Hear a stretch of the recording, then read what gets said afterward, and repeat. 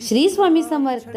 काल ना आमच्या इथला आठवडी बाजार होता आणि बाजारामध्ये भरपूर अशा ताज्या ताज्या हिरव्या पालेभाज्या दिसल्या आणि त्यामध्ये मी चाकवता घेऊन आले होते. चाकवता लहानपणी माझी आजी ताकामधले चाकवत बनवत होती आणि ती मी रेसिपी तुम्हाला आज शेअर करणार आहे. एकदम छान बनते, चवीला एकदम उत्तम लागते. माझ्या चॅनलवर नवीन असाल तर लाईक करा, शेअर करा आणि सबस्क्राईब करा. पहिला भाजी स्वच्छ धुवून घ्यायची, चिरून घ्यायची, कुकरमध्ये टाकून त्यामध्ये अर्धी वाटी शेंगदाणे आणि 2 चमचे मुगाची डाळ टाकून चांगली कुकरला 2 शिट्ट्या काढून घ्यायच्या. त्यानंतर लसूण आणि मिरचीचं वाटण करून घ्यायचं. कढईमध्ये 1 पळी तेल टाकायचं, त्यामध्ये 2 चमचे जिरे टाकलेले आहेत, जिरे भरपूर टाकायचे. त्यानंतर तो हिरव्या मिरचीचा ठेचा टाकून घ्यायचा, त्यामध्ये हळद टाकून घ्यायची, चांगलं भाजून घ्यायचं. त्यानंतर ती भाजी सगळी कुकरमधली गरगटून घ्यायची आणि त्यामध्ये ओतून घ्यायची.